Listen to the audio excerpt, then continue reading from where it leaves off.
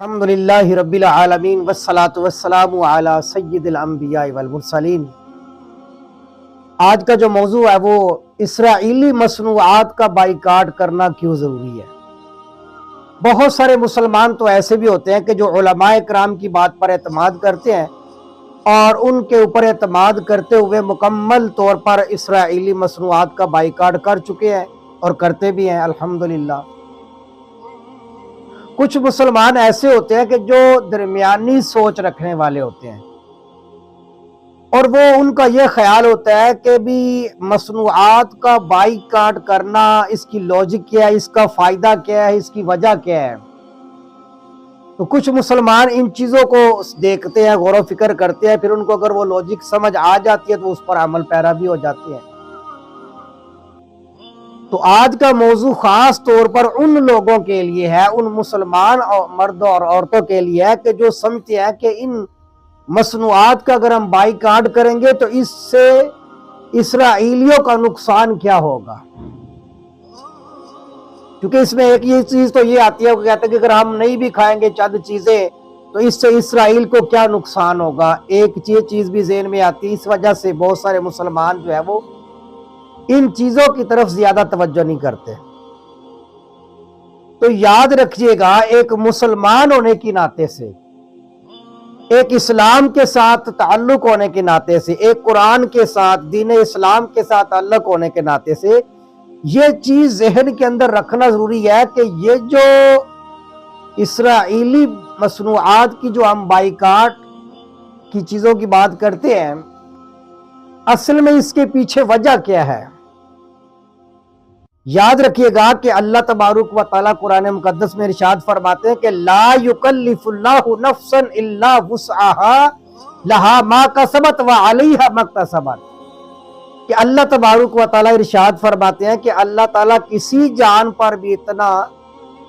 بھار نہیں ڈالتے جسے وہ برداشت نہ کر سکے، یعنی ہر انسان اتنا ہی کرے گا جتنا اس کے انسان کے بس میں ہے۔ تو پہلی بات یہ تو یہ ہے کہ ہر بندہ جہاد پر جا نہیں سکتا، ہر بندے کے بس میں نہیں ہے اسرائیل میں جا کر جہاد کرنا، اس لیے کہ اس کے اندر تو جو موجودہ ریاست ہوتی ہے ان کی طرف سے اعلانات کا انتظار کیا جاتا ہے، ایک انتظامات کی صورت ہوتی ہے، پھر اس کے بعد جو ہے وہ مسلمانوں کی تیاری ہوتی ہے، لہذا ایسی کوئی موجودہ صورتحال تو ہمیں نظر نہیں آ رہی۔ نمبر دو یہ ہے کہ اگر ہم نہیں جا سکتے تو نہ جانے کے بعد اس کے بعد دوسرا حربہ ہمارے پاس کیا ہے کہ وہاں کے جو فلسطین کے جو مظلوم مسلمان ہیں ان کی ہمدردی کی صورتیں کون سی ہیں کہ ہم کوئی ایک صورت اس کو اختیار کر لیں۔ تو یاد رکھیے گا کہ ان میں سے ایک یہ جو ہے وہ اسرائیلی مصنوعات کا بائیکاٹ کرنا، یہ بھی اصل میں ان میں سے ایک صورت ہے، اور یہ بھی ایک جہاد کے حصوں میں سے سمجھے کہ کسی درجے کا حصہ ہوتا ہے کہ آپ کفر کو کسی نہ کسی طریقے سے کمزور کریں، اور یہ طریقہ کار جو ہے وہ آج نہیں بلکہ 1500 سال پیچھے چلے جائیں تو سرکار دو عالم صلی اللہ علیہ وسلم کی زندگی کے اندر بھی ہمیں کچھ ایسی مثالیں ملتی ہیں کہ جن سے یہ نظر آتا ہے کہ دنیا غیر مسلم کے لیے یہ دنیا کے مال و اسباب بڑی اہمیت کے عامل ہوتے ہیں۔ ہم ایک مسلمان ہونے کے ناطے، چونکہ ہمارا آخرت پر ایمان ہے، اللہ رسول کی ذات پر ایمان ہے، قبر پر ایمان ہے، تو ہمارے یہاں دنیاوی چیزوں کی وہ حیثیت نہیں ہے جو ایک غیر مسلموں کے یہاں ہوتی ہے۔ مسلمان جتنے بھی گئے گزرے ہو ان کے لیے دین کی اہمیت بہت زیادہ ہوتی ہے، آخرت کی اہمیت ہوتی ہے، اللہ رسول کی اہمیت ہوتی ہے۔ دنیا جتنی بھی آ جائے لیکن دنیا کی اتنی حیثیت مسلمان کے دل میں نہیں آ سکتی، لیکن کفر کے لیے دنیا موت کی طرح ہوتی ہے، یعنی اگر ان کی زندگی کے اندر دنیاوی معاملات کمزور پڑ جائے تو غیر مسلم کے لیے موت لگتا ہے ان کو کہ ہمارے لیے تو موت ہو گئی ہے۔ آپ اندازہ لگائیں کہ یہ حضور کے زمانے ہی کے اندر سے آپ دیکھیں کہ آپ علیہ السلام کو جو شیب ابی طالب کے اندر 3 سال تک آپ کو اور آپ کے خاندان بنو ہاشم کو جو شیب ابی طالب کے اندر 3 سال کے لیے محصور کر دیا گیا تھا، اس کی وجہ بھی کیا تھی کہ اگر ہم ان کو قید کریں گے، ان کی ضروریات زندگی ان کا معاشی بائیکاٹ کریں گے تو حضور شاید اپنی بات سے پیچھے ہٹ جائے۔ 3 سال تک کے لیے آپ علیہ الصلوۃ والسلام اور آپ کے خاندان بنو ہاشم کو شیب ابی طالب کے اندر بند کیا گیا، اور ضروریات دنیاوی اسباب کی ساری چیزیں وہ بھی بند کر دی گئی۔ حضرت سعد بن ابی وقاص رضی اللہ تعالیٰ عنہ فرماتے ہیں، جو اشرا مبشرہ کے اندر ہے، فرماتے ہیں کہ ہم نے درختوں کے پتے کھا کر گزارے کیے تھے شیب ابی طالب کے اندر۔ یہ کفار کی طرف سے پہلا قدم تھا۔ اس کے بعد آپ اندازہ لگائیں کہ غیر مسلموں کے ہاں بھی یہ دنیاوی چیزوں کی اہمیت کتنی ہے، وہ بھی ان دنیا کے لیے کتنے مرتے ہیں۔ احادیث کی ساری کتابوں کے اندر آپ کو واقعہ مل جائے گا سیدنا ابو ذر غفاری رضی اللہ تعالیٰ عنہ کا، جو ابتدائے اسلام لانے والے لوگ ہیں ان میں سے ایک ابو ذر غفاری ہے رضی اللہ تعالیٰ عنہ۔ جب یہ کلمہ طیبہ پڑھ کر بیت اللہ کے اندر جاتے ہیں اور اعلان حق بلند کرتے ہیں نا، تو قریش مکہ سارے جمع ہو کر ان کو مارنا شروع کر دیتے اور اتنا مارتے ہیں کہ ان کی جان تک جانے کا خدشہ پڑ جاتا ہے۔ تو حضرت عباس بن عبد المطلب رضی اللہ تعالیٰ جو ابھی تک مسلمان نہیں ہوتے،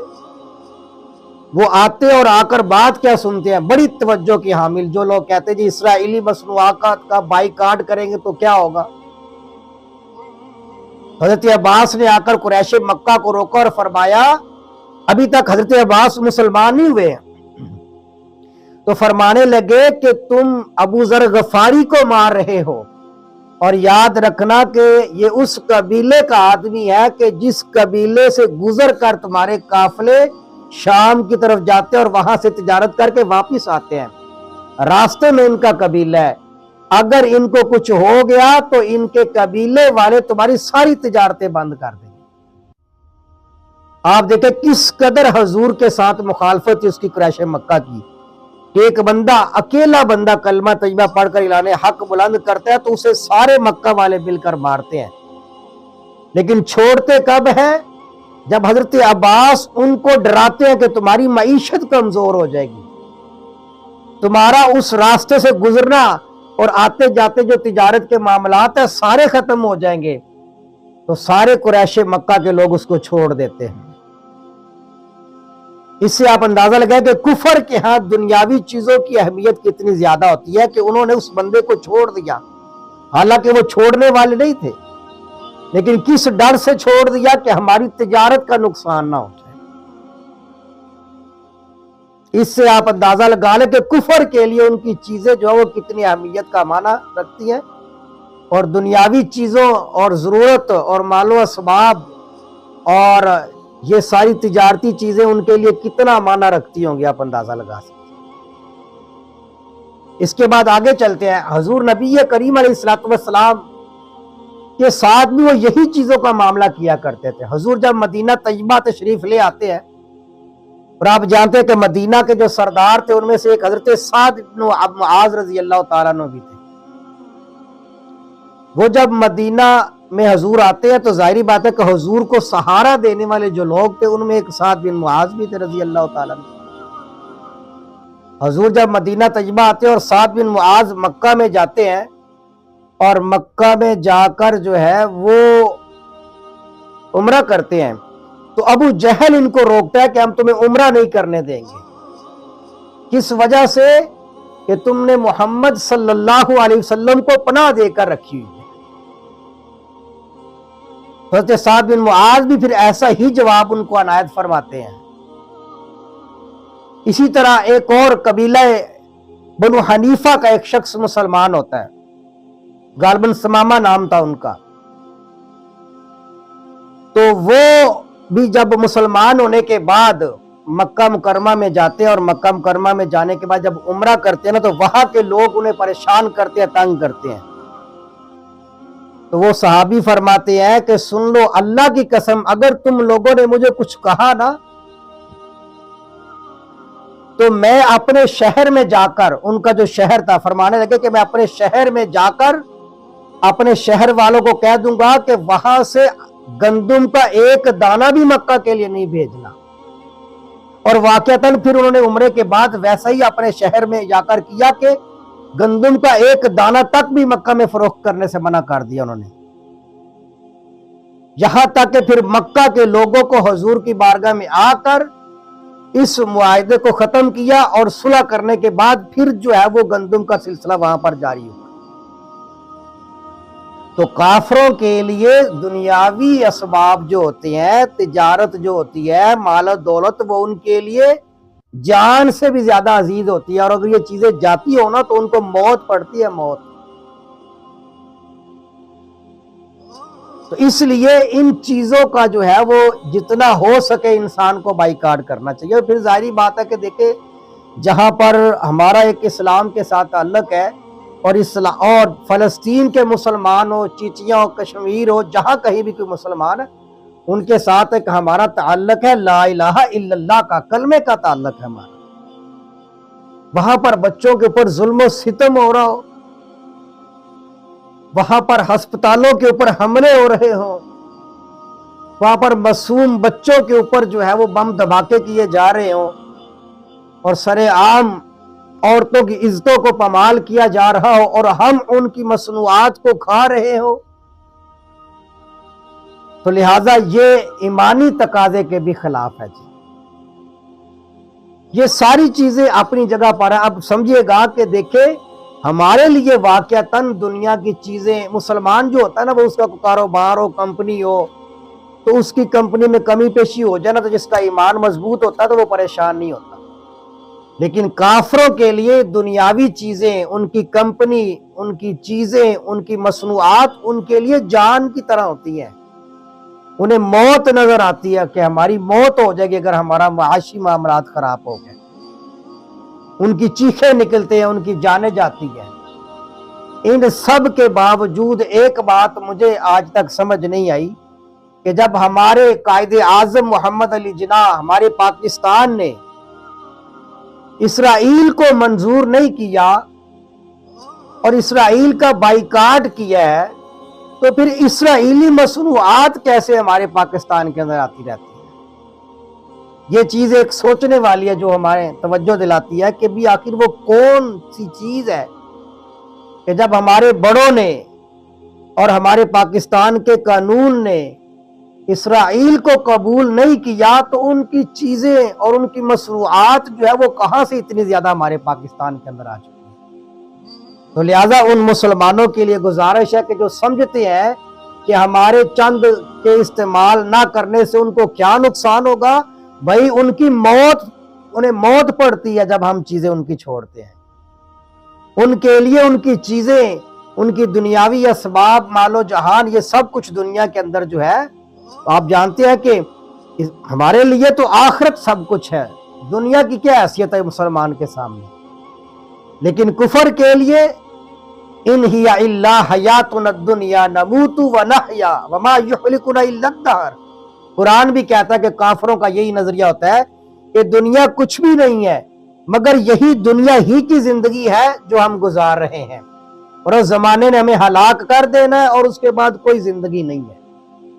تو اس لیے کافروں کے لیے جنت بھی دنیا ہے، ان کے لیے ساز و سامان بھی جنت ہے، ان کے لیے ان کی مصنوعات بھی جنت ہے۔ لہٰذا اسی لیے حدیث مبارکہ ہے کہ آپ نے فرمایا الدنیا سجن المومن و جنت الکافر۔ حضور نے فرمایا کہ دنیا تو مسلمان کے لیے قید خانہ ہے نا جی، اور کافروں کے لیے جنت ہے۔ کیوں؟ ان کے لیے یہی دنیا کے اندر ان کا کاروبار ان کے لیے جنت ہے، ان کی کمپنی ان کے لیے جنت ہوتی ہے، وہ دنیا کی چیزوں سے خوش ہو جاتے، یہی ان کی جنت ہے۔ اور اگر یہی چیزیں ان کو جاتی ہوئی نظر آ جائے تو یہ ان کے لیے موت ہے۔ لہٰذا خدا را مسلمانوں سے گزارش ہے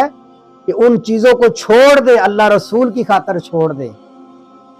یہی چیزیں جب اگر چھوڑ دیں گے، یہ نہ سمجھے کہ ہمارے چند ایک کے نہیں، اگر ایک ایک بندہ اس پر عمل کرنا شروع کر دے تو آپ دیکھیں دنیا میں لاکھوں انسان اس کے اندر شامل ہو جائیں گے، جس سے ان کا بہت بڑا نقصان ہوگا کمپنیوں کا، اور ان کے لیے موت واقع ہو جائے گی اگر ہم اس کے اوپر عمل کر لیں۔ اللہ تبارک و تعالیٰ کی بارگاہ میں دعا کریں کہ اللہ تعالیٰ تمام امت مسلمہ کے جتنے بھی لوگ ہیں جہاں پہر بھی ان پر ظلم و ستم ہو رہا ہے، اللہ تبارک و تعالیٰ ظالموں کو ہدایت نصیب فرمائے اور ہمیں قرآن و سنت کے مطابق زندگی گزارنے کی توفیق عطا فرمائے۔